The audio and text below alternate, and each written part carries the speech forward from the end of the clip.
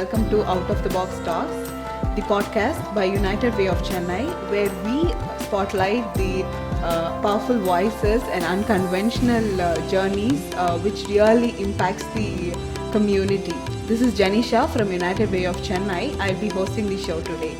We are deeply honored to have Mrs. Neerja Malik with us today. So, a small introduction about her. She, being a cancer conqueror, inspirational speaker, counselor, author, and a true warrior of hope and healing. Her story is one of extraordinary resilience rooted in faith, love, and unshakable belief in the power of positivity. With over 26 years dedicated to counseling cancer patients and their families, Neerja has become a pillar of emotional and spiritual strength to thousands. She founded the Apollo Cancer Support Group, has been a consultant counselor, and has received numerous international and national awards for her tireless work in cancer and awareness. In 2008, she was invited by the US Department of State for the prestigious International Visitors Leadership Program on breast cancer. She is also the author of the inspiring book I Inspire and host of a podcast, Neerja Malik, I Embrace, where she shares her personal stories and life lessons that have guided her through immense adversity. In today's episode, get ready to hear one-of-a-kind journey marked by courage, compassion, and love that no matter what life throws at you, you'll still survive and but also conquer. We welcome you, ma'am. It's an honor to have you in our show. And to begin with, can you tell us a bit about your journey and how do you cope up with your cancer? Yeah, tell us about it, ma'am. First of all, I'm very happy and proud to be here with the United Way of Chennai. And I think what you people are doing requires a lot of strength and requires focus and requires deep empathy for all of humanity. So I'm really happy to meet all of you, and I'm so happy to be part of this podcast. And let me tell you, Janisha, that it's been a long journey. I'm a young 71 years and so 51 years back, I did my graduation in social work. Okay. And we had a beautiful, wonderful, celebration last year. 50 years back, I did my B.Ed, and so I have been a social worker and a teacher for the last 51 years, you could say. And I think what I feel, Janisha, is that God had things planned, because right as a child, when I was in the nursery, little kids who would cry or teachers who would feel that the other kids needed support, they would promptly tell me, why don't you take care of this child? So I think that kind of got ingrained in me, a shoulder for people to, cry on, to share their troubles. So I think my journey started probably in my mother's womb itself. So yes, that is the beginning of the journey. And I think God, what He said was that, okay, in life, you have gone through a lot. You've had miscarriages, a stillborn, you've had cancer twice, septicemia 3 times. Very good. So before marriage, I went through a lot of fractures and wounds, and I was always out in the open. I was a wild child, cycling here and conquering things. If there was a tree, I had to climb it. If there was a pond, I had to jump into it.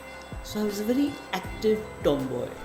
I was also, in the NCC, I was the best shot lying down, kneeling, and, standing.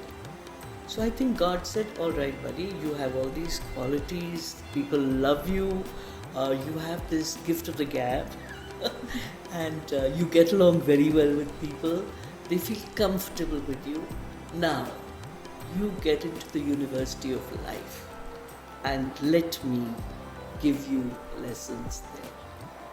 So, whatever He gave to me, I accepted it because I have a lot of faith, immense faith in God. And I also feel that at most times, He knows your strengths, He knows your courage, He knows your resilience, and He will give you what you have the strength to cope with. And if you don't, then He will ensure that you get that strength somehow. So this is how my journey started a long time back. And I think I've just flowed like water does into whatever I do.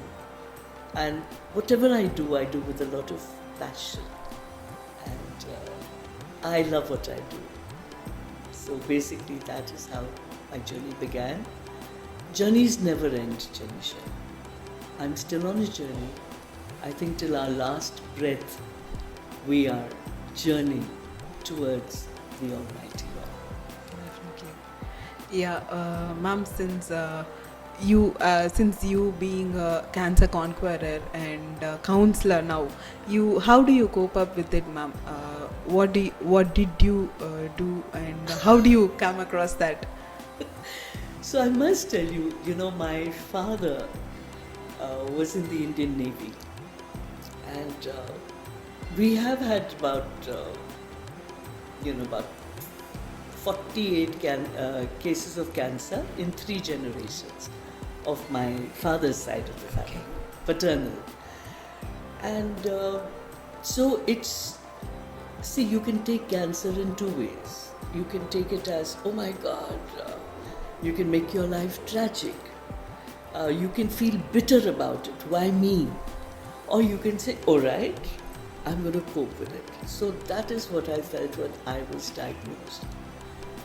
And I went running to my father and I said, Papa, I'm going to fight cancer. And do you know what my father said to me? A warrior, an officer of the Indian Navy, captain of the ship. He turned to me and he said, Beta, why do you want to fight cancer? And at that point, Janisha, I thought that the carpet was being pulled from under my feet. Because all this time I was psyching myself, I'm going to fight it. And I'll make my father so proud of me that I'm behaving like a soldier, that I'm going to, attack him. I said, then what do I feel? What do I think? I mean, how do I move forward? And he said, fighting is very aggressive. It's very negative. You want to destroy the other person. You want to kill the other person. So I said, then Papa, what do I say? What do I feel? He said, face it. Don't fight it. And that changed my entire thinking. And that is what I use when I meet my patients. I tell them, don't face it. Don't fight it. Face it. Why?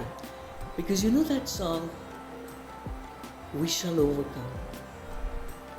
And in Hindi there's a beautiful one that says, Hum honge kamyab. We will conquer. We will overcome. So that shifts the very fact of how a patient can look at cancer. I will not fight it. I will not be aggressive. But I will face it, face to face. And I will get something done. Because I am a child of God, and it is my birthright to be happy and to be healthy. Yeah. So next, ma'am, can you tell us what was the turning point that you had when I mean, when you want to showcase this to the out world, to the other patients out there, to want to help them, when was the turning point that you had, you want to share your story and to the our patients out there, ma'am? Well, so let me tell you that as you figured out, I do have the gift of the gab. Okay. So when I was 13, I actually I started writing way before that. But my first story that I wrote was at the age of 13 and it was called She. I forget what it was about, but I'm sure that it was something partially rebellious, partially, wanting to change the world, wanting to move ahead. And so my writing started then. But I must tell you, because of my social work background and the skills we have in child welfare, in casework, in group work, in community work, all that was already in me 51 years today. But I have been in the field of counseling cancer patients for 27 years since the year I was diagnosed. But it's a very interesting question because when I was diagnosed, I wept for 3 days, Janisha. Not because I was scared of death, but my twins were only 7. And you know that feeling of, oh God, if I die, what's going to happen? And I did have this background of social work, and so my mother said, my parents, my sister, my husband's parents, they all live in Bombay. So when I was diagnosed, then my parents said one thing. They said, listen, you come to Bombay because your support system is here, your family is here. In Chennai, you have a husband who has to go to work. As you saw, he still does. And your twins are only 7. So we will ensure that one elderly person goes to be with the children and look after them, and you come to Bombay for your treatment. So Janisha, I went there for my surgery. I came back. I would go for every chemotherapy and come back. And I had my radiation there also. So this is what I went through. So when I had finished my surgery in Bombay, my doctor sent someone over. And it's so interesting that you should ask because I forget these things.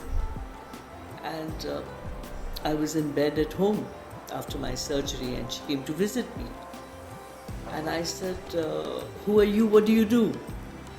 And she said, oh, I have started a cancer support group.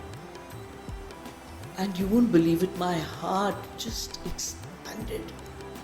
And I felt that I have a reason. And I told her, I said, you know what? I'm going to go back to Chennai and I'm going to start a cancer support group. So when you talk about manifestation, things happen. And then, guess what she said? No, you can't. And I said, why can't I? She said, you have to wait for 5 years. I said, why?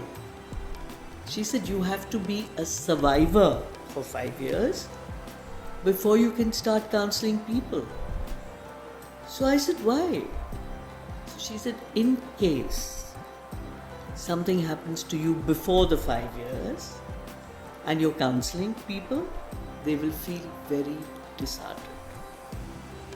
So can you believe I felt very disheartened when I heard that? Because when she said, I started feeling that, yes, that's my purpose. That's what I'm going to do. And then it was like water, poured over all my aspirations and my purpose and everything. And I felt dejected and very sad. So I dropped the idea because of what she had said.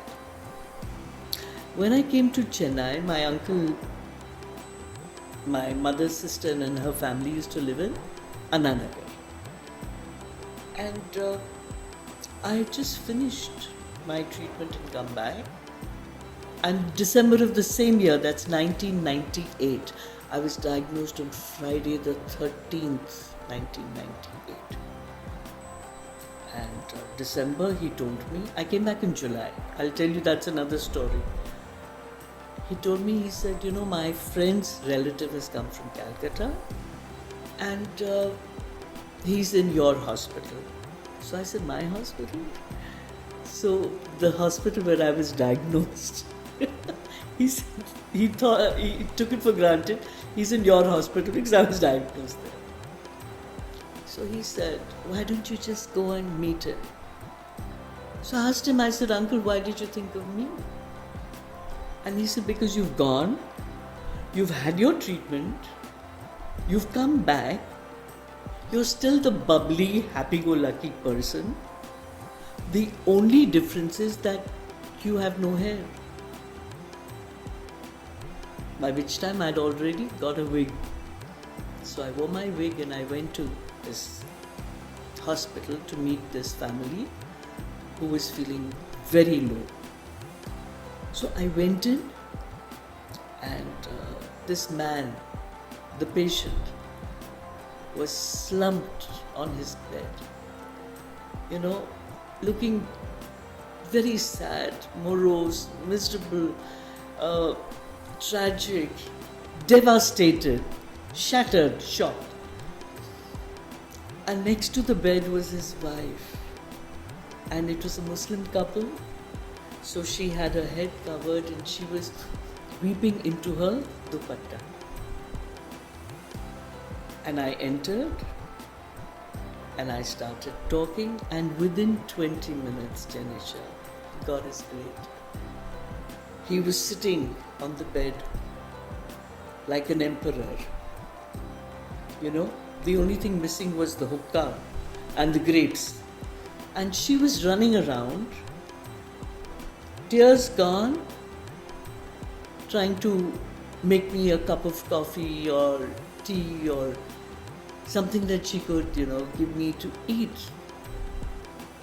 Now, this was noticed by the doctors and the nurses, the administrative staff, and they promptly took my number, and that is how my counseling began. Now, the strange thing is that I returned in July. I was diagnosed in Feb. No one has ever had their treatment done so fast, and I'll tell you why. I returned on the 3rd of July because it was my twin's birthday on the 5th of July. And in December, I was going to the hospital every day as a volunteer to talk to cancer patients, because all these people had taken my telephone number, and that's how my journey in the field of cancer started 27 years back.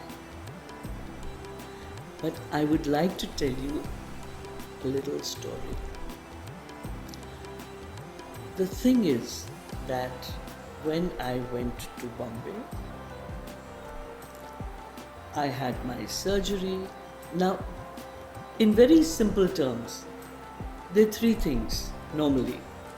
In my days, now of course, treatment has expanded, medicine has moved forward, science is doing phenomenally well, different kinds of treatment, not only chemotherapy, but also the methods of surgery. And you can go shop for your radiation. In our days, it was just cobalt. Now you have, all kinds of targeted and other stuff. You have CyberKnife, you have Proton. So I told my doctors, And it's a very simple thing. You have a surgery, 21 days later you have your chemo. Every 21 days they wanted to give me 6 chemos. 21 days later you have your radiation, and the radiation takes anything from a month, 28 days, a month to whatever they feel is the necessity. I finished my surgery. I finished my 3 chemos. And then suddenly I got this brilliant idea. And the idea was that I want to go back to Chennai by the 3rd of July because it is my twin's birthday on the 5th. And I told the doctors that, you know what, I've done my surgery and I've done 3 chemos. Now what I want to do is 3 chemos and radiation simultaneously. And the doctor said, no. In fact, I'm glad whatever happened to me.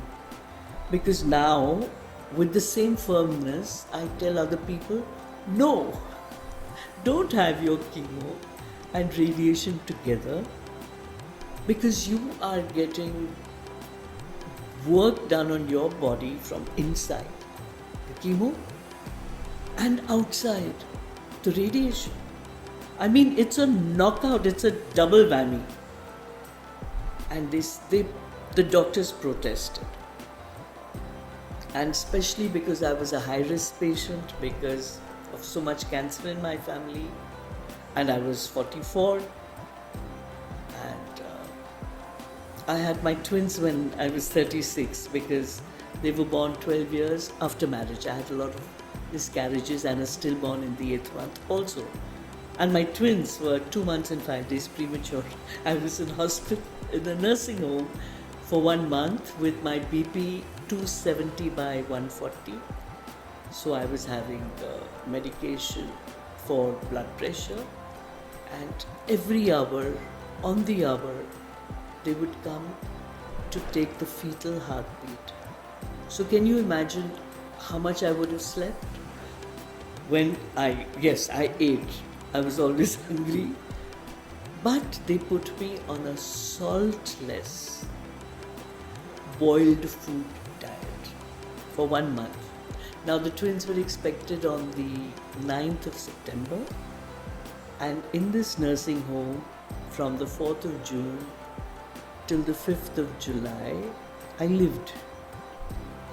And then I went into labor. So they rushed me to Breach Candy Hospital, where there was the cesarean and the twins were yanked out. I held both these babies in my arm. They looked like monkeys, you know, little, tiny little things. I would use one kid in one palm and the other in one palm. And they were very hairy. Their ears hadn't opened up yet, by the way. And but even at that point, she was all woman, you know, even though they were wrinkled, and he looked all man, little tiny, you know, creatures. They were put into incubators because Breach Candy in those days did not have a neonatal clinic, and they were rushed to another hospital just so. And I went 5 days later. So I am shifting out from your question literally to tell you that when one is going through something, there's so many things that happen to that person. And everything that happens to that person and how they act more than react is what prepares them for the next onslaught. You see? So it's like a continuous thing. So either you can give up or you can rally forth your strength and move on. Right? So these twins were so tiny. And my husband comes and tells me, after visiting them at the other hospital, the neonatal clinic, he says, we have a very violent daughter. And I said, what?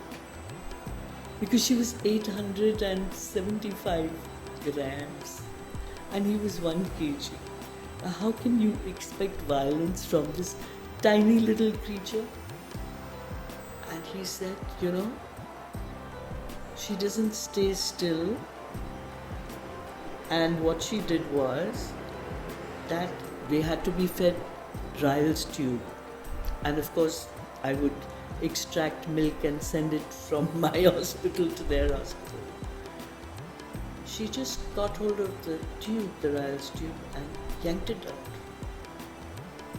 And then what the doctors did is, they took her fist and they bandaged it, both her fists, and stuck it with, mitroport, so that she can't do that. And so I went through a lot. But it was as if everything that happened to me gave me bits of more strength and prepared me for the next. And I never focused on what was happening to me. I focused on my kids, I focused on my parents, what they would be going through, and I shifted my focus completely. So the doctor said, no way. Now we're back to the cancer, where the kids are 7, and I want to come back for their birthday. And they said, no way, you're not going to have radiation and chemo together. And I said, I'm going to. And they said, why? And I said, I want to finish my treatment before my twins' birthday. And I told my parents, I said, if I am exhausted and I am physically unable to go to the hospital for a radiation, and I say, not today, you are to pick me up, put me in a chair, put the chair into the lift, let me go down, get a car, put me into our car, take me to the hospital, get a wheelchair, get my radiation. I don't want to miss out on a second. So I had my entire family doing exactly what I wanted, because they could feel that there is a power beyond that of human capacity. It wasn't I. It was something that was propelling me on to do those things because I was focused on a particular idea. So I came back. And we had a chair there, and I just sat there while my kids and their classmates ran around the place, but I came back. Now, one more point I want to tell you about you. You said, how did it begin? And this woman said, you have to wait for 5 years. Therefore, I stopped thinking about setting up a support group. And I didn't think of coming to the hospital where I was diagnosed. I was going to the government hospital. I was going to Adyar Cancer Hospital. And I started something called Sahayika, Aid to Face Cancer, my father's words, where a lot of my relatives were giving me a lot of money every month, because we have so much of cancer in our family and because most of my cousins are living abroad. So every month we would, through Sahayika, treat patients at Adyar Cancer, where I used to go and be with the kids, talk to the parents, give them a lot of counseling without knowing what I'm doing. It was so spontaneous, it was from deep within my heart. So that started until my uncle said, come here and meet this guy. And December of the same year that I was diagnosed and treated, I started my counseling. Now, what I want to bring to your notice, Janisha, is that if I had waited for 5 years, I would have lost out on the experience. completely lost out on the phenomenal experience that I gained being at the hospital day and night, literally. And the other thing is that I was diagnosed again in 2004. So I would have wasted all that time. I would have worked for only as a volunteer for 2 years and been diagnosed again. So you see how things work out. And while I was getting my second surgery done, I was just out of the surgery and I got a cell phone. I got a cell call from a friend, and he said, my wife has been diagnosed. So I promptly, for 45 minutes from the bed, I told him which hospital to go to, which doctor to go to, what the treatment would entail, described all the 3 treatments, gave him the lowdown on everything so that he could feel confident. And then I said, if you want to, I'll give you the name and telephone number of someone I know who will be able to help her. And he said, why would we do that? We'll just come to you.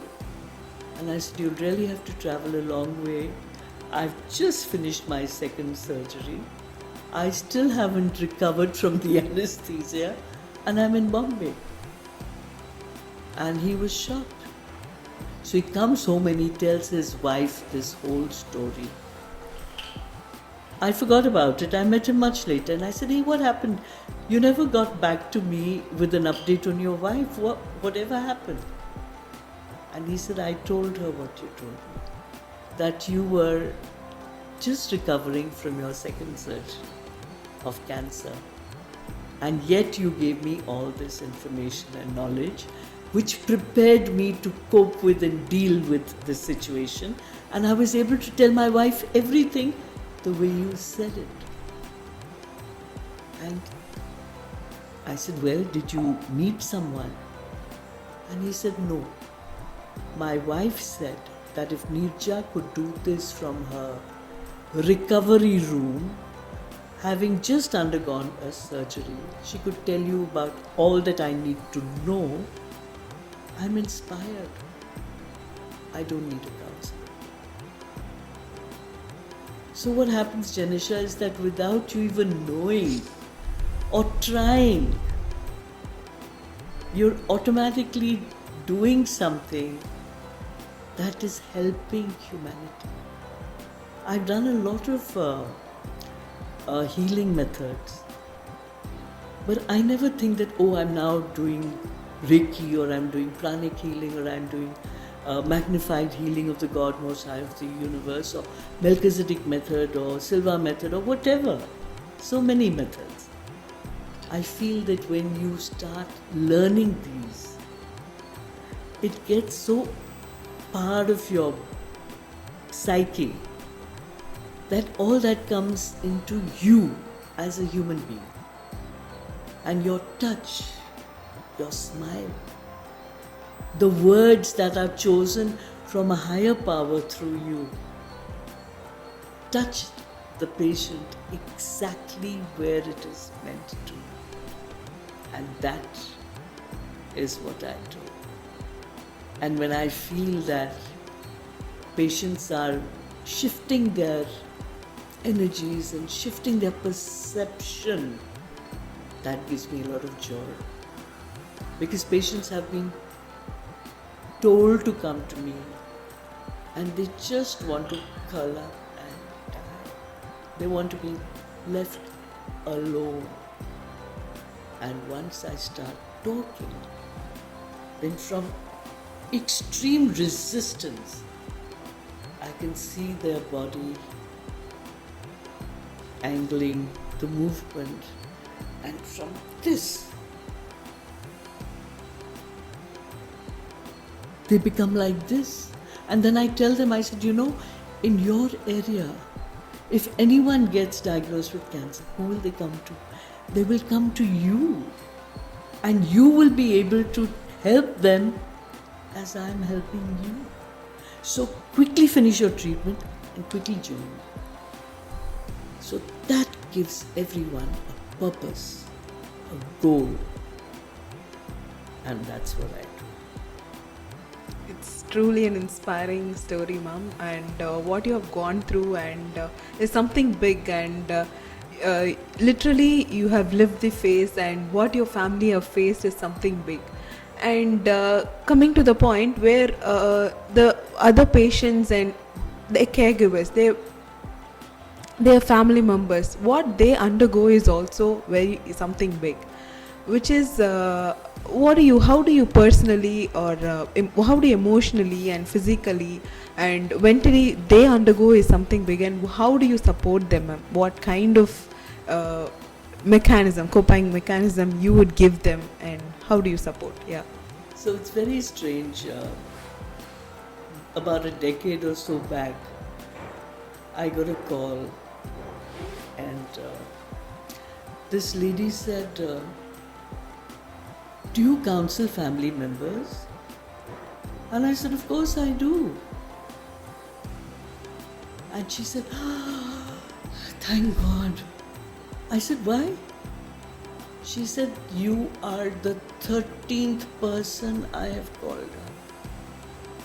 And any support group, any hospital, any person that I could lay my hands on, when I tell them, do you counsel family members?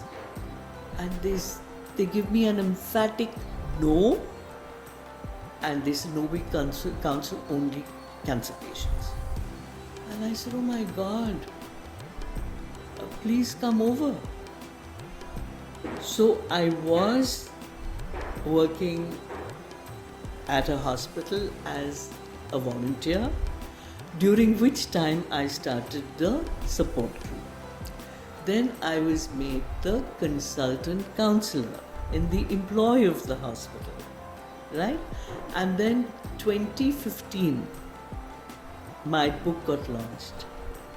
And then I left the hospital because I started going to Srinagar, to Jammu, to Delhi, to Bombay. I launched it in 2 places in Chennai, to the Ooty festival, at Kunur, at the club.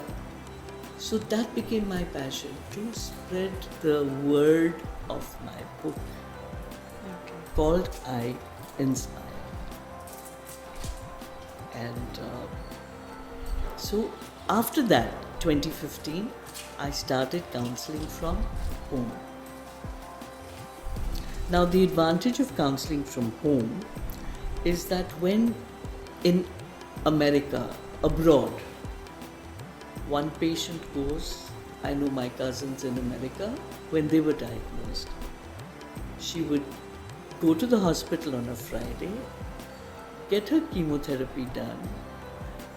Saturday, Sunday, she would recover, recuperate, and Monday she'd go back to work. Right? And it might be your husband or your daughter, one person. But in India, it's different. A patient has mother, father, uncle, aunt, brothers, sisters.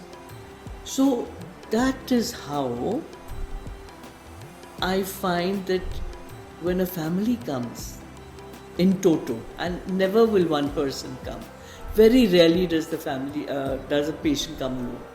Some relative or relatives are always, and that's where I seat all of them. And while I am talking to the patient, they all understand where they need to help. And I make it very clear to not only the patients, but also to their family members that I am available 24/7. Why? Because let's say the patient is awake at night and thoughts go round our brain, like worms, round and round, beja fry, and that's when, and their family members are asleep. Now they don't want to wake up their family members because they already feel that, not that they are a burden, because by the way, some of them do feel as burdens to their family. But they feel that they're just sleeping, they're just resting. They've been with me, and through all the trauma that I have gone through, they have been by my side through thick and thin. And I don't want to disturb. So I make it clear to the patients and their family members, and by the way, their friends also become part of their family because they're so close that they want to be in on all the treatment, which is very good, because this love, this caring, this support system is what uplifts us and makes us feel, yes, there are people with me who are standing with me, ready to support me, uplift me, and be there for me. That is a great feeling. That has helped me. And I spread the good word that if you want to be there for your patient, this is what you need to do. So they come here and I talk to all of them. Now, some of them hesitate. No, we can't disturb you at night. And I said, no, you must. I said, see, whatever is on your mind, whether I take 2 minutes or 20 minutes or 2 hours, the next day you will be at peace. You would have slept well after all your questions have been answered. And I, in any case, can literally talk in my sleep and counsel in my sleep because it's become so much a part of me. And I go back to bed and sleep immediately that my head touches the pillow. And so do they. So you remember you were introducing that the IVLP on breast cancer. Yeah. So we went to 6-7 cities in America over 21 days. And they took care of us very well. They showed us all the hospitals. You knew, advantages that they had. Like for instance, if you go for a mammogram, for the first time in 2008, they had started putting sponge on the place where you have to rest your breast. Because normally metal is cold. So when for a mammogram, when the 2 bits come together and, hurt you, they had found this way out. Let's put a thin layer of sponge so that it helps. Now this hadn't come to India yet. So you come back and you spread this, So we were at this huge auditorium in New York, and I stood up and I said, I have a question. I've learned words like patient navigator, social worker, liaison officer, all these kind, counselor. What happens beyond working hours? And one lady stood up and she answered. She said, oh, that's 1800. Very casually. So I said, well, let me tell you one thing. I am the patient navigator. I am the social worker. I am the liaison between the patient and the doctor. I am also the counselor. I am everything. And I am also 1800. And they said, what? I said, yes. Because I hold my patients from the point of diagnosis till the point that they've gone through the entire treatment and they feel rehabilitated and strong enough to get back.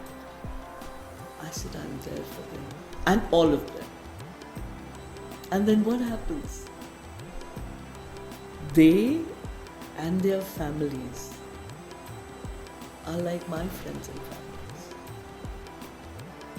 To the extent that then the thing spills over. People have seen mothers, fathers, aunts, uncles, cousins have seen how I deal with the patient and the entire family. And then they'll tell me, oh, this child is very naughty, can you counsel them? So you see how it spreads, like ripple after ripple, the waves, when you throw a stone into the waters. So I'm very grateful to be able to do this and not focus only on cancer. I focus on the patient and the family and whatever else the family needs for me to enter in, help and support. It's really a great thing, ma'am. What you do is really inspiring, and it's a great thing what you do to the people out there. How you help them cope up with the cancer, whatever situation they are in. And next is that, how do you personally or think that this counseling helps them in their healing process for the patients as well as for the family members? Wonderful. See, when you get diagnosed, you are shattered, you are destroyed. You don't know where to go. You may not have ever... See, in the good old days, cancer was like in the next community. Then as time passed, it came into my community, my village. And then it came into 7 buildings away, then 3 buildings, then into my building, then into my neighbor's house. So the thing is that because the diagnostics are so good, you say that there is an epidemic of cancer, or you say that it's spreading, or you say that it's unbelievable. It is also because the diagnostic system is so good. So by diagnosis, you're able to get more cases. In the good old days, someone said, oh, there was so much of water found in her stomach. She died. No one realized that pails of water that came out of the abdomen, the cause could have been ovarian cancer. Different things that people died, they didn't know the word cancer. You see? So it's a very shattering thing. And when they find someone who they can trust, so the first thing is confidentiality. Never will anyone get to know who I have spoken to, what I have spoken, whether I have spoken or not, and who the patient is. So I've gotten into a lot of difficulty with friends of mine, because when someone approaches me, it's a confidential matter. When it becomes general knowledge, maybe 2 years later, and then that person says, oh, but Neerja has been with me throughout, she's been counseling me. Then my friends come to me and say, why didn't you tell us? We're also their friends.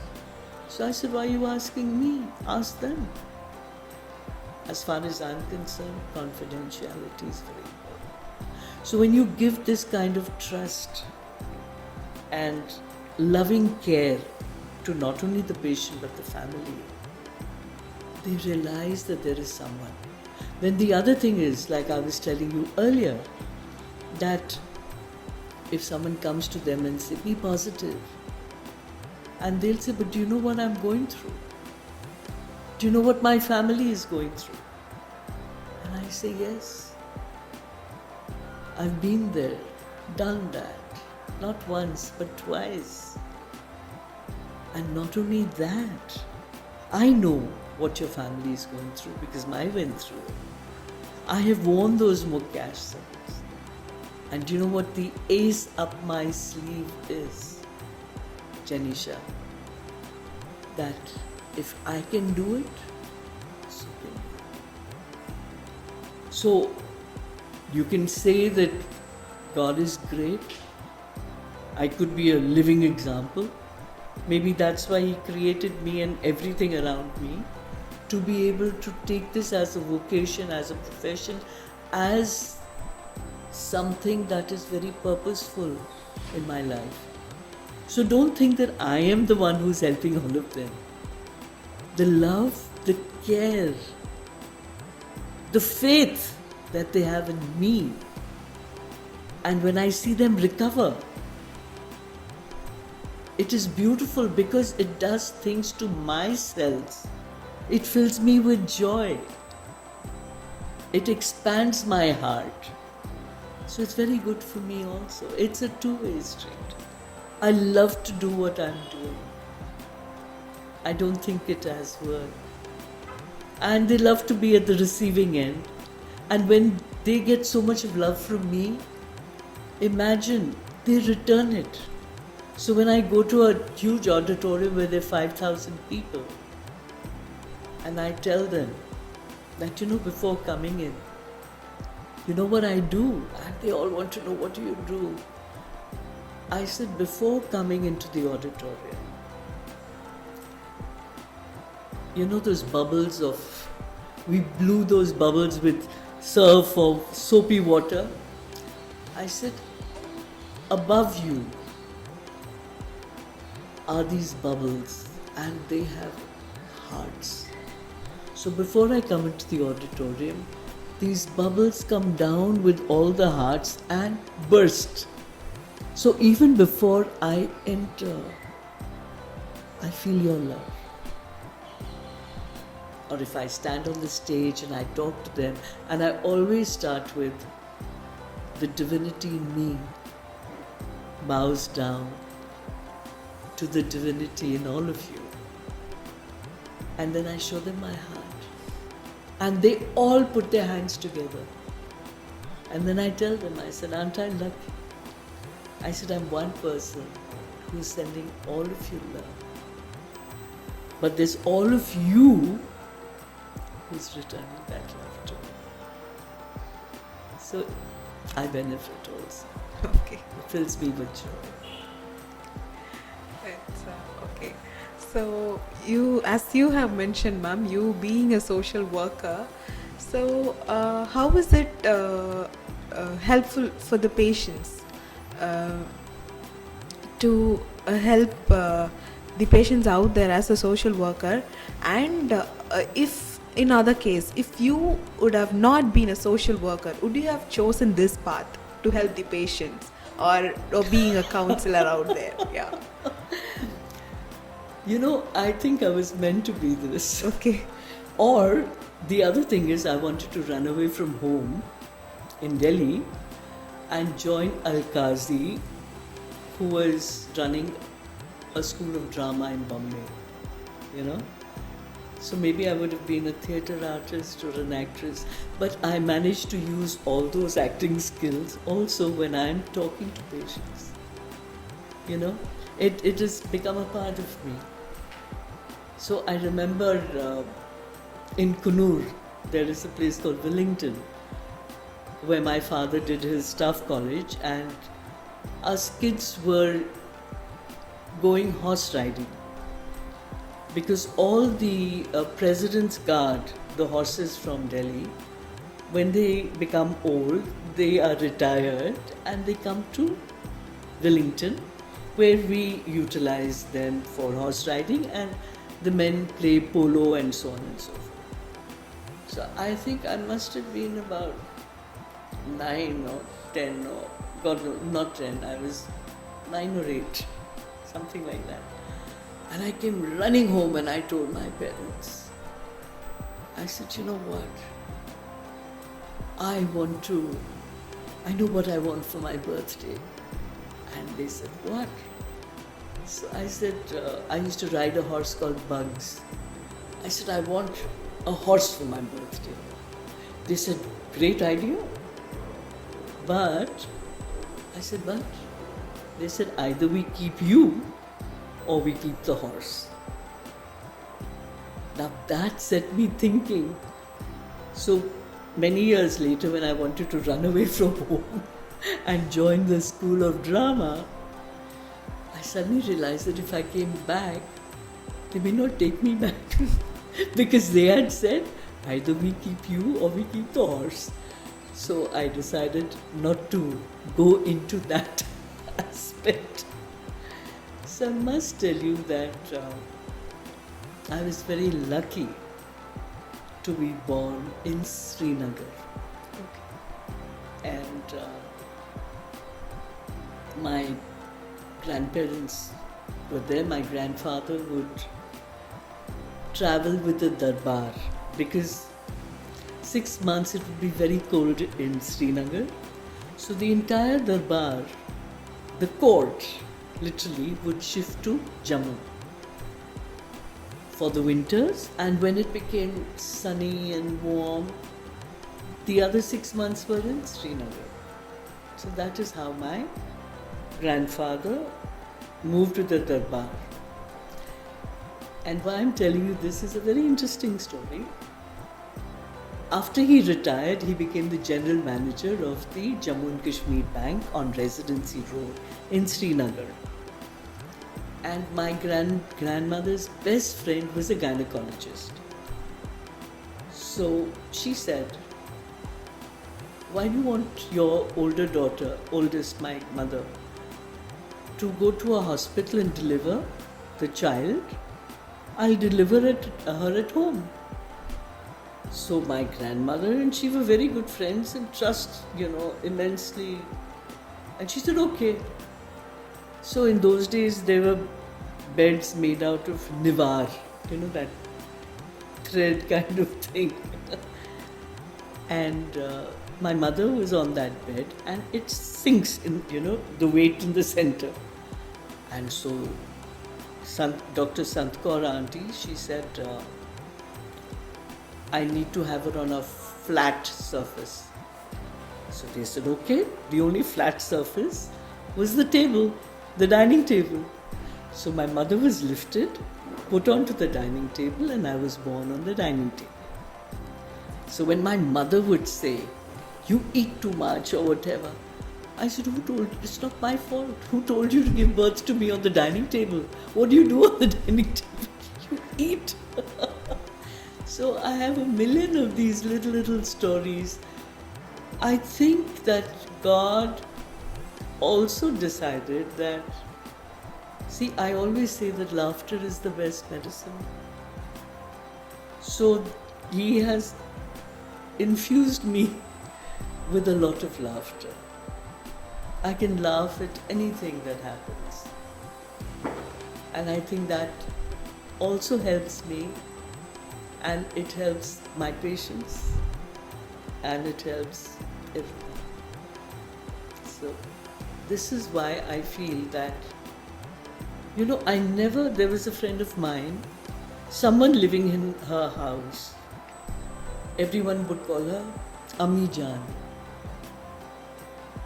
And she became very attached to me. So when they came to the hospital, there would be 4 women and Ami Jaan, and they would insist that I go in with them to the doctors, and I'm there all the time. It never occurred to me, Janisha, to even inquire that is this Ami Jaan my friend's mother or my friend's husband's mother? You understand? Then all relationships disappear. And what happens is that you are just one with everyone. There's no difference. So to digress a little bit, when my twins could speak, I told them, I said that, say the Gayatri Mantra, say Ikumkar Satnam, say La ilaha illallah Muhammadur Rasulullah, and say thank you God for the world so sweet. Thank you God for the food we eat. Thank you God for the birds that sing. Thank you God for everything. And then I told them that, you know what, after that you can speak to God, because God is our friend. You can tell Him all your troubles, you can ask for advice, you can do.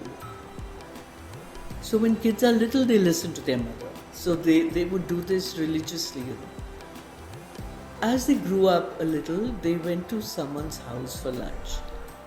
And they found this huge room full of gold and statues and, portraits. They said, "What is this?" So the lady of the house said, "This is a puja room, don't you have it?" So they said, "No, but our mother has all these things and more, all over on the shelves in the house, inside cupboards. She's got them everywhere." "Oh, so what are you?" They said, "What are we?" So she said, "Are you Hindu? Are you Muslim? Are you Christian? Are you Sikh? What are you?" They said, "We don't know." So she said, "Okay, what do you pray?" So they both stood up, shut their eyes, folded their hands, and then they started the Gayatri Mantra, which is Hindu. They started Ikumkar, which is Sikh. They started La Ilaha, which is Muslim. They started Thank You God for the World So Sweet, which is Christian. And then, "Auntie, we speak to God because He's our friend." So she was taken aback. She said, "But what are you? Are you Hindu? Are you Muslim? Are you Sikh? Are you Christian?" They had never heard these words. And then, when they came home, they gave me this whole kissa. And you know what I told them, Janisha? I said that these differences are all man-made. If someone asks you, "What are you? What is your religion?" you will just say that we are citizens of the world.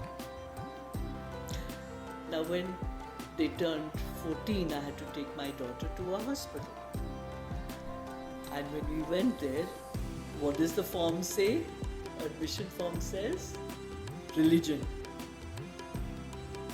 So I'm wondering what to say. So I wrote, Indian. Why? Because you have, apart from these four, you have Parsis and Jews and, every Gujaratis and Marathis, and you've got the whole lot. You know what my daughter did? She snatched the pen from my hand and she scratched Indian. And I was wondering what she's going to write. And she wrote universal. And I felt so happy. So when I do give talks to colleges and schools, I always tell them this story. Because I say that as you're growing up, if you grow up with the feeling that we are all one, I am connected to God, you are connected to God. He is, she is, they are, your teachers, your parents, your neighbors, even the milkman and the shopkeeper. Then we are all connected to each other. So we are one as souls. So this, I feel, is something very important. That there is love and caring, empathy, sensitivity between human beings. I think God have chosen you to be the counselor to help people out there. So to start off with next, what from your book I Inspire and your podcast 36, I think, Neerja Malik I Embrace, from those podcasts and your book, what the people out there can learn from it and what we can knowledge about it. Can you share about it? Yes, so basically it's my life. Like I'm telling you, it lasted 36 podcasts of half an hour each. And I could have carried on because every day new things are happening. But I'll tell you one thing that happened which I didn't realize. So I started putting certain positive thoughts together 27 years back. And I stopped at 20. Very simple thoughts. And in those days we had to cyclostyle it, or Xerox it. So that's what I used to get done in the hospital. I would get them Xerox it, pass it on to all my patients. Then things became better. WhatsApp. So now I have my 20 positive thoughts on WhatsApp. And anyone, like you rightly said, not only cancer patients, these positive thoughts work for anyone and everyone. So I give them out. Now, much later, I realized, Janisha, that podcast 14 and 15, where my positive thoughts take just 2 minutes and some seconds to read, I have spent 1 hour describing them. And see, it never occurred to me that this is what I've done. Much later, that podcast 14 is my positive thoughts from 1 to 10. And podcast 15 is a description, an in-depth description of my positive thoughts from 11 to 20.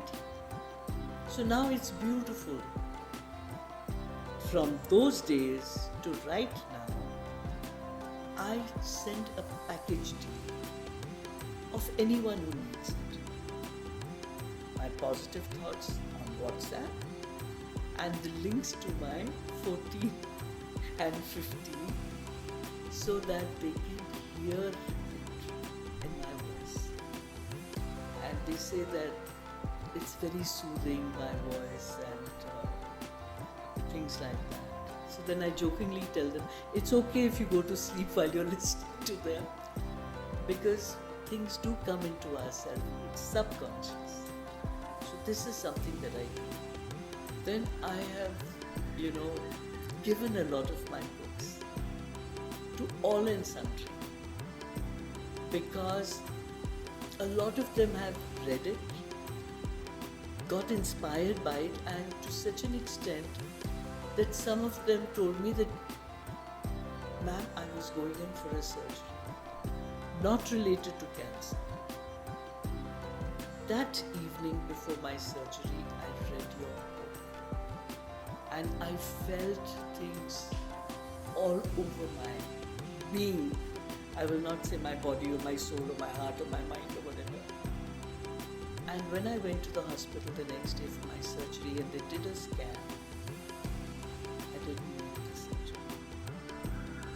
So there are lots of stories that go written as to the impact of the book.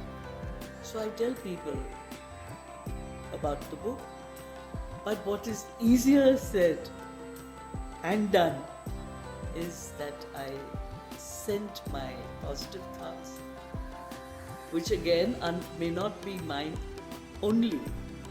So I feel that the universe has knowledge all over.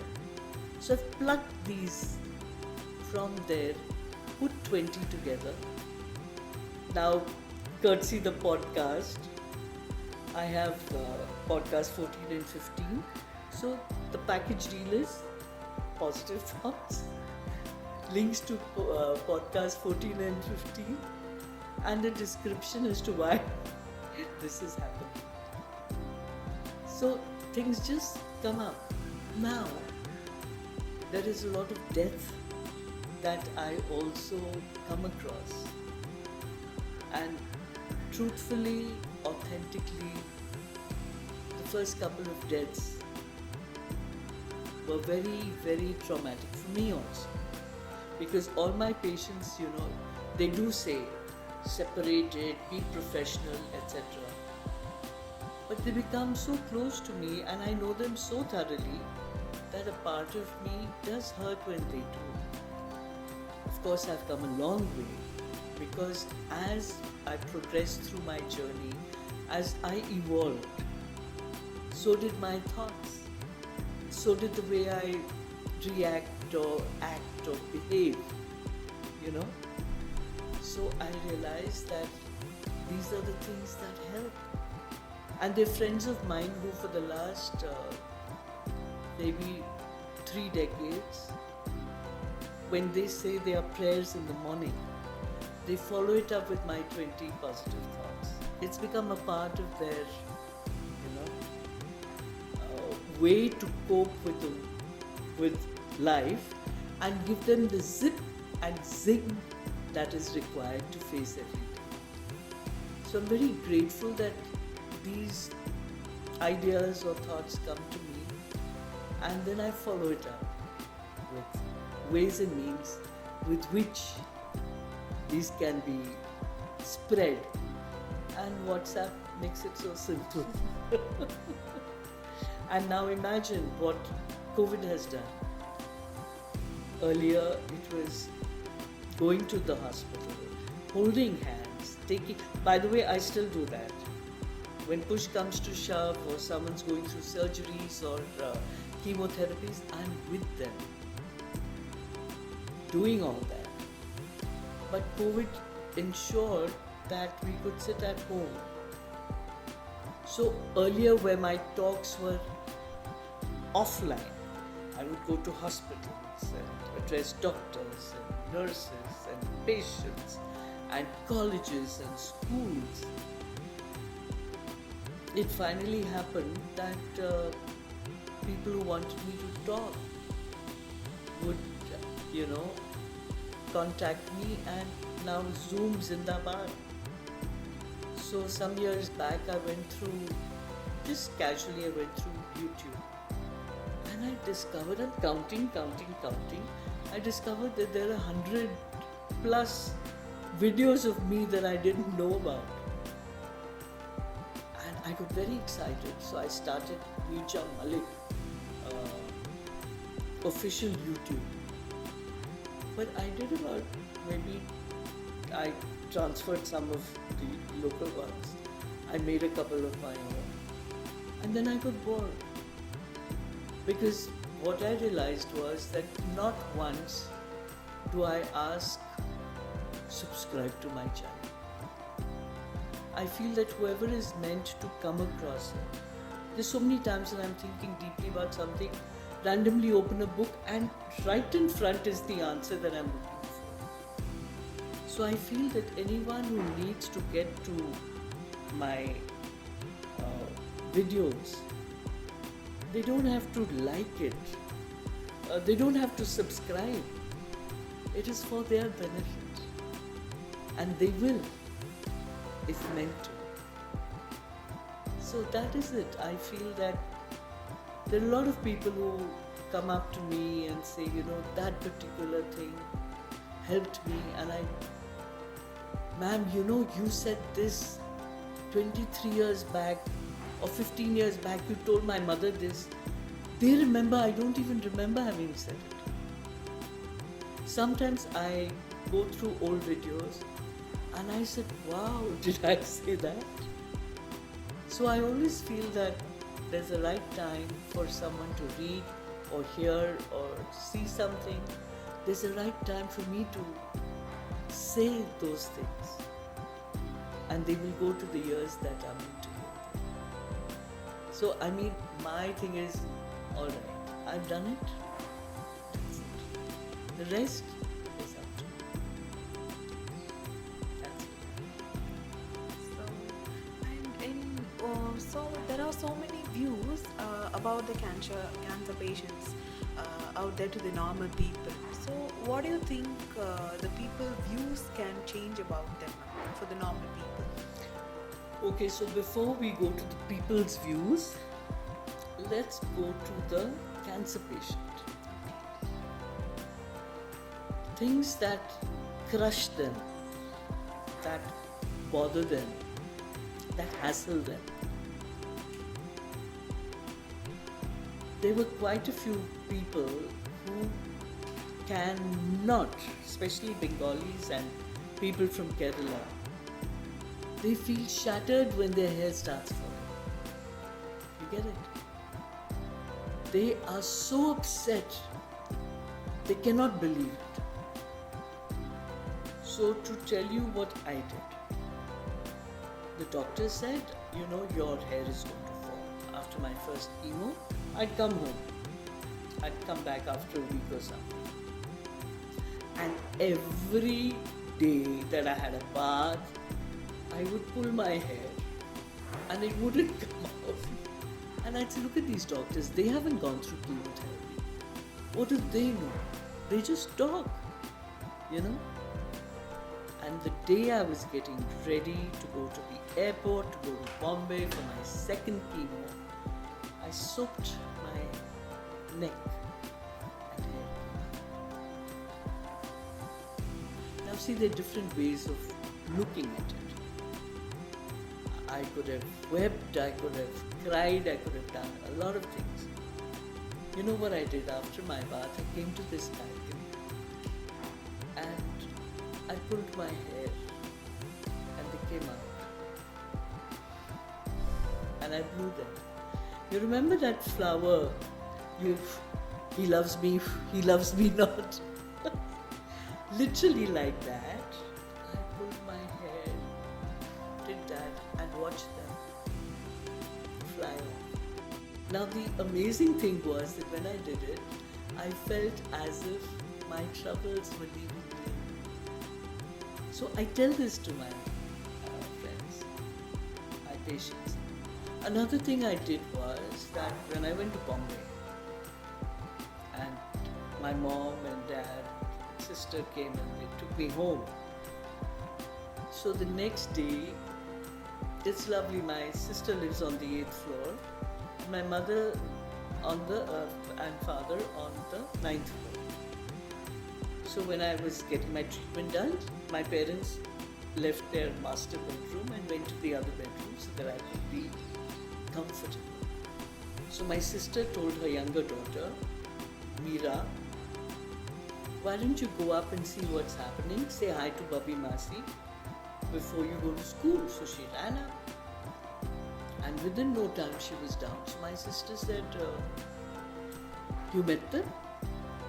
Yeah. What were they doing? Nani was busy having her tea. Now my mother is that type, with teapot and milk pot and tea cozy and spoon and strainer and everything. What about Nana? He must be in his room doing yoga because he would put on his chucks and do headstands and all that kind of thing. My father. And what about Babi Masi? She was sitting on her bed and plucking hair. Having said this, she went to school. My sister got so agitated. She came running up the steps and she said, what is this Meera says, you plucking your hair? I said, what? She said, yeah. I said, oh God. I told Mom I didn't want my hair to fall. So I told her to give me a big envelope. And I thought instead of, messing the place, I will just pluck my hair. So this child would have opened the door, seen that her aunt is very busy plucking her hair. So I make fun out of what I have gone through with my patients and tell them the balcony situation, tell them the plucking situation. And I also tell them, in Hindi we have a phrase, apni khet ki mooli, which means that my hair are like the radish that I grow on my own fields. So I say, hair today, gone tomorrow, back there. So my point is that I push the fact that every treatment is temporary. You have a surgery, you heal, it's temporary. You have chemotherapy, why have they given you 21 days? So that when you get your next blood test, before your next chemotherapy, if the count is low, they do not give you the chemotherapy, they give you a blood transfusion or they give you injections in the stomach so that your white blood cells can be raised so that they can fight and become better in immunity. You see? So all these kissas which I explain or these stories which I tell them, I simplify it to make people understand what it is. Now, for instance, I have a very simple way I tell people, you've had a surgery, you're cured. And then they say, what do you mean? Then why am I getting my chemo done? And why do I have to get my radiation done if you say I'm cured? I said, okay, supposing I buy you, Janisha, a gift. Am I just going to buy it and hand it to you and say, here's a gift for you? I will take the gift, which is the cure, and I will put it into a box and wrap it. Right? So the box and the wrapping paper is the chemotherapy. But I'm not finished. I will take a ribbon and I will tie the ribbon. That is the radiation. Now, no one in the world has explained surgery, chemotherapy, and radiation in such simple words. And then I go further. I said, let's take an apple. You find that a bit of it is blackened. So what do? You take a knife and you scoop it up and you throw that, and the apple is good to go. So I said, remember that if there is a tumor, the blackened area of the apple, if there is a tumor anywhere in your body, what do we do? What does the surgeon do? He ensures that there is a margin around the tumor, scoops it and chucks it. You're cured. Oh, what do you mean chemotherapy? I said, do you know what chemotherapy stands for? No. I said, if you have a headache, what do you do? I have a paracetamol. I said, do you know what your paracetamol is? Chemo is chemical and therapy is treatment.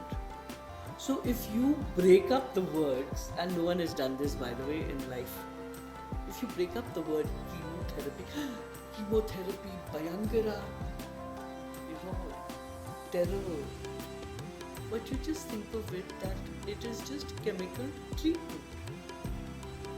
Yeah, but why do I have to have it? Because when you have your surgery done, our cancer cells are very naughty. Our cells are naughty. They listen to whatever we say. So we have to say good things so that they don't overhear and become naughty. So those cancer cells after the surgery might escape and get into your bloodstream. So how do you attack those that have infiltrated like terrorists into your bloodstream?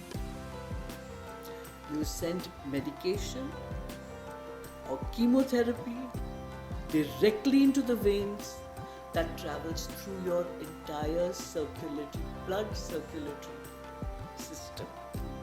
And wherever these cells are, the bad, naughty, cancerous ones, if they have escaped, they will get destroyed. And then you wait for 21 days, get a blood test. If you're normal, it takes 21 days. I go and give my blood. I've given a lot of my blood. What do? They take a pint of your blood and then they give you one fruity or one cup of coffee and a samosa or biscuits. They make you lie down for 10 minutes and then you're up and about. That is what the miracle of our body is, that the blood is taken out. Now what happens when you're given chemotherapy? Your cancer cells are destroyed. Chemotherapy does not have brains to, get rid of only the bad cells. It impartially destroys good and bad cells. Therefore, your immunity goes low. Therefore, you're open to catching infection. Therefore, you take 21 days to recover. And therefore, by the end of the 21 days, you're literally as good to go as you were the first time. So you get your second dose of chemo. So you get how simple the whole thing is. And then you get radiation. Why radiation? If you say that we are cured for the surgery, then we have to get our chemotherapy done for these cells that might have escaped into the bloodstream. Why radiation? Because this is the bed of the tumor. The tumor is sitting on it. You have removed the tumor along with the margin, but the bed is there. Now suppose some cells have escaped from the tumor and gone into the bed. So radiation is targeted to the bed of the tumor. Now in the good old days when I was getting radiation done, there were two spots. One, 21 nodes removed from this, 38 nodes removed from here. So the breast, where the original tumor is, and where the nodes have been removed, the 2 points where radiation is done. Right? So the radiation is done to destroy any hanging on cells. So when you explain it like this, people understand. In their head, they are uncertain, they're questioning, and they've heard such terrible stories. And they've heard terrible stories about chemo and radiation and surgeries from people who've never gone through it. Oh, that uncle died and he was in so much pain. I mean, instead of coming to the patient and saying, hey man, you can do it, kudos to you, thumbs up. Oh, my uncle, terrible. Okay, then stigma. What could you have done in your last life to suffer in this life? Do you understand? So the psychological things are many. Hair loss. Then this lady from Assam, she had a 6-month baby and she had a 5-year child and a husband and a father and a mother. After she was diagnosed with breast cancer, she refused to touch her 2 children and her husband. She would only let her parents touch her. Why? Because she thought that if she touched her kids and her husband, the cancer will go from her body to the other, as if it is an infectious disease. So you have to explain that also. It took me 3 months to make her understand that it's not a contagious thing. Cancer is within your own body. Touch, or even kissing, or even doing anything with the other, or hugging your children is not going to harm them. So this is what it's all about. You have to consider so many different aspects, whether they are emotional or mental or psychological or physical or spiritual. You need to focus on. It's so nice to hear how you put the process into the simpler terms, and I think it makes the viewers also have a better view on it also. And coming to the point where, since you being a social worker, ma'am, how the NGOs and the CSR can contribute to this activity, and could you please share Yes. a few words on it? So thankfully there are a lot of NGOs that have taken it upon themselves to have mobile vans that go into the villages. So first it was just the urban population where mammograms and things would be focused on. Now even the villages have been tackled. So I know this NGO called, it used to be called Chennai Turns Pink. Then it became, many cities turned pink. Then I told him, I said, why don't you just make it India Turns Pink? And then maybe it'll be the world turns pink. So they have their focuses or their aim or their goal is that by a certain year, say 35, 2035 or 2025 or whatever, they aim to eradicate breast cancer. So when you have such a goal, then you can work towards it. And I've given a lot of talks to different associations where we have discussed how policy changes in hospitals, in NGOs, and you people are doing such phenomenal work where by making people aware. Now, for instance, what do I tell people for breast cancer, for instance? When Khushbu turned 35, she called me up and she said, I want to gift myself something. I said, wow, that's fantastic. What are you gifting yourself? And she said, I am gifting myself a mammogram. So I got so happy. In fact, when I was going through my tests, I actually made the hospital twice a year to make the mammogram 50% less or a large percentage less. When? During the month of October, because October is considered Breast Cancer Awareness Month, and during the month of March, because March is Women's International. So when you start involving and including all this into your normal way, then this is how awareness disseminates. Go to the colleges. Now what these people have done is very fantastic. They go to different colleges, and I've also been, not only on my own, I've also been part of this group where they pick up 50 girls. And what are the 50 girls? Warriors. Breast cancer warriors. And what do they learn?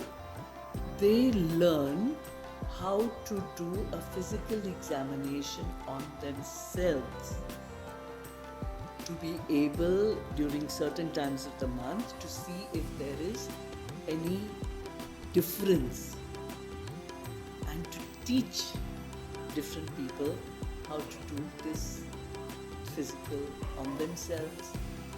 And they taught as to how to do it lying down, or how to do it in front of the mirror, standing, how to lift your arm, where you should do it, what fingers do you use to do it.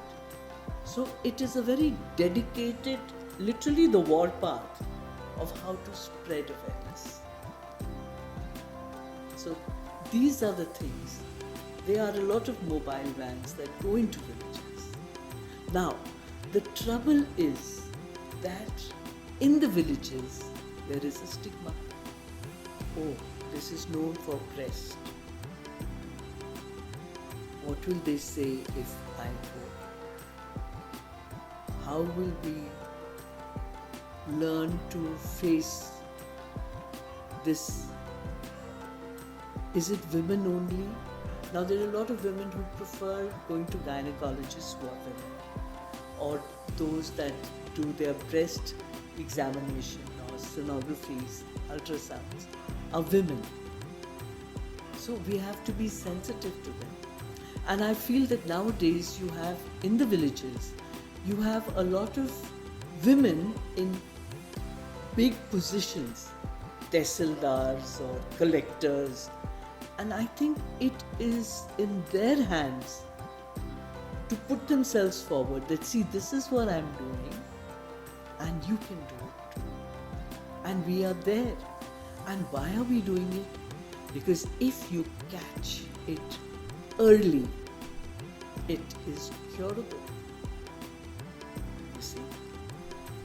So this can be a whole lot of dissemination of knowledge right from the top, broadening as you get to the base. So, and let me tell you, a lot of awareness has come in as far as breast cancer is concerned. A lot of it. So it is being done. Yes? But I think perhaps more funds should be available for mobiles, mobile vans, for the machines, and for the people who are actually giving themselves day and night for a good cause. Now, you people are so dedicated to what you want to do. The people who are dedicated like this in every given field of life. So we have to identify them. We have to make smaller groups and then let them go. Now, for instance, this India Turns Big. They're doing a lot of good work at the airports. Every year they have a program there for all the women. Like this, you just catch hold of different places. Even different companies have people come and talk. And I always say have two sets. One, where you have the medical team with diagrams and pointing out that, see, this is what you have to look out for. And two, you have someone who's gone through it and explains that, listen, even if you get diagnosed, things are not bad. It can be cured. I was given 25% chances of survival, only 27 years back. And they said, not in India. You have to go to France or you have to go to America, because they had started stem cell research then. And I wept for 3 days, not because I was scared of death, but my twins were only 7. And I didn't want to leave the country. What if I die there? I'd rather be with them for as long as I can. After 3 days of crying, Janisha, suddenly occurred to me, did God come down? Did he wag his finger at me and say, your days are numbered, you start counting backwards, you're going to die? No. Who told me? Who gave me this, judgment that I have only 25% chances of survival? It was a doctor. Doctor is a human. Not. Though, when I start talking to people and I tell them that when your treatment begins, please remember, Doc is God and God is Doc. Because if you surrender to your doctor as you do to God, then it makes your treatment easy. And another thing I tell all my patients is that when you see me, you're my friend. When you see me in a mall, or I see Janisha somewhere at a theatre, and what will you find? You will find a smile on my face, and I'd say, Janisha, and you'll say, ma'am, how are you? Or whatever. Neerja, how lovely to meet you. So the first thing I tell my patients is, consider that your surgery, your chemotherapy, and your radiation, or whatever treatment nowadays, they even have immunotherapy. Any treatment is for your good, and welcome it. I said, I don't want you to say, I know a lot of people get so scared. I said, if you are scared, your body gets scared. Your body gets scared, it resists the good effects of the treatment. And if it resists, what is the point of your treatment? So if you go into this treatment with, alright, the knife is good for me, the chemotherapy is good for me, the radiation is good for me because it's going to make me healthier. And I used to talk to the chemotherapy coming into my body. I'd say to the divinity in the chemotherapy, please get rid of my bad cells, destroy them, leave my good cells alone. So I make it very human, giving all these anecdotes and things that I have learned myself have occurred to me myself so that I can spread it to others. That's what I do. Okay. And one last question, ma'am, to end the interview with. So, one piece of advice that you would give to the people out there, for everyone, not just the cancer patients, what it would be? What you would advise them? So I would say that you have your trust, faith, and surrender in God, in your Guru, whoever you think that is, in your parents, in your family, in your community, and in yourself. That can overcome everything, and you can conquer. Oh, that's another thing. So if you hear anyone say that I am facing cancer, not fighting, those are the words of my father 27 years back. And if you hear anyone say, I am a conqueror, I have conquered cancer, those are my words 27 years back. So God is great, and we are there for each other. We are all one. So nice to have you in our interview, ma'am. Thank you. It was wonderful and a very sweet interview we had. Thank you so much for giving us an interview for our podcast. Thank you so much.